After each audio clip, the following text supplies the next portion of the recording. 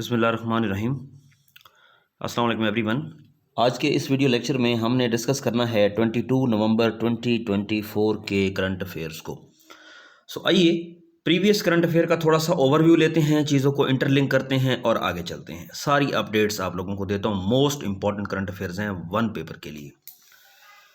सबसे पहले हमने देखा 21 नवंबर को मैंने आप लोगों को बताया कि यूक्रेन ने लॉन्च किया है आर्मी टैक्टिकल मिसाइल सिस्टम, जो कि यूएस से लिया गया था, रशिया के अंदर लॉन्च कराया और उसके फ़ौरन बाद ही इन्होंने storm shadow missile system launch कराया है, जो कि यूके का है। यह आप लोगों को पता होना चाहिए, वन पेपर से रिलेटेड बहुत इंपॉर्टेंट है। ठीक, उसके बाद रशिया ने जो रिप्लाई किया है, अब उसकी बात करते हैं। रशिया ने inter continental ballistic missile launch कराया है इनसाइड यूक्रेन, जो कि MIRV टेक्नोलॉजी बेस्ड है। अब MIRV टेक्नोलॉजी क्या है? जिसमें आप मल्टीपल वॉरहेड्स को लॉन्च करा सकते हो। ये जो इशू है ये तूल पकड़ता जा रहा है। अब देखें कि ये वर्ल्ड वार 3 की तरफ जाता है।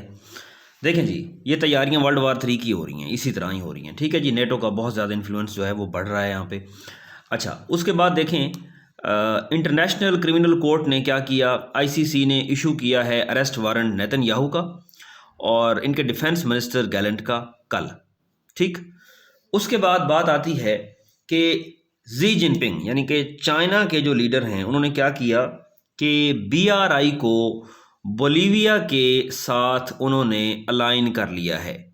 ठीक, बोलीविया का जो 2025 का डेवलपमेंट प्लान है उसके साथ उन्होंने अलाइन कर लिया है। बोलीविया का कैपिटल आप लोगों ने बताना है। ठीक है जी। उसके बाद बात आती है कि अफगानिस्तान की कौन सी वो यंग लेडी हैं जिन्होंने अभी एडवोकेट किया है गर्ल्स राइट्स को, तो उनको पीस प्राइज दिया गया है। तो वो कौन है? नायला इब्राहिम। ठीक है, मोस्ट इंपॉर्टेंट है, आना चाहिए आप लोगों को और ये वन पेपर के अंदर आ सकता है। ठीक है, उसके बाद तालिबान ने फर्स्ट टाइम ज्वाइन किया है क्लाइमेट कॉन्फ्रेंस को, COP29 को। COP29 कहाँ पे हुई? बाकू अजरबैजान के अंदर हुई। ठीक है, अजरबैजान का कैपिटल है। नवंबर 11, 12, 11, 12 नवंबर ये था और ये COP29 बाकू अजरबैजान के अंदर हुई है। ठीक है, उसके बाद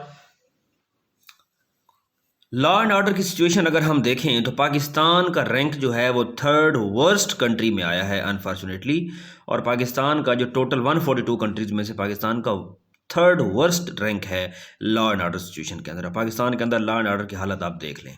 ठीक है, उसके बाद फोर्थ टाइम यूएस ने वीटो किया है गाजा सीज फायर रेजोल्यूशन को।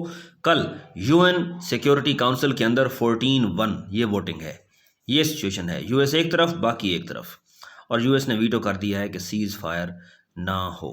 ठीक है जी, अब इस चीज़ को आप लोग देख लें। और इंडिया के बिजनेसमैन हैं, पता होना चाहिए, गौतम अडानी, इनके ऊपर जो है ब्राइबरी के चार्जेस लगे हैं 265 मिलियन के यूएस के अंदर। ठीक है जी। उसके बाद G20 का जो समिट हुआ है रियो डी जनेरियो के अंदर, ब्राज़ील के अंदर 18 से 19 नवंबर 2024। और पाकिस्तानी वर्कर के ऊपर जो हैं मल्टीपल अटैक्स हो रहे हैं, चाइनीज़ वर्कर के ऊपर, पाकिस्तानी वर्कर्स के ऊपर, ज़्यादा चाइनीज़ वर्कर के ऊपर अटैक हो रहे हैं। तो इसलिए क्या किया कि पाक चाइना ने अभी जॉइंट मिलिट्री एक्सरसाइज करने का कहा है। नाम क्या है उसका? वॉरियर 8, जिसके अंदर क्या होगा कि 300 चाइनीज़ ट्रूप्स जो हैं वो डिप्लॉय किए गए हैं पाकिस्तान के अंदर टू काउंटर टेररिज्म। ठीक है, और लास्ट टाइम पाक चाइना ने इसी तरह की मिलिट्री ड्रिल्स की थी, कब? 2019 में। ठीक है जी, ये लास्ट टाइम की बात है। ठीक है जी, तो उम्मीद है कि ये सारी चीज़ें आप लोगों को क्लियर हो गई होंगी। Thank you.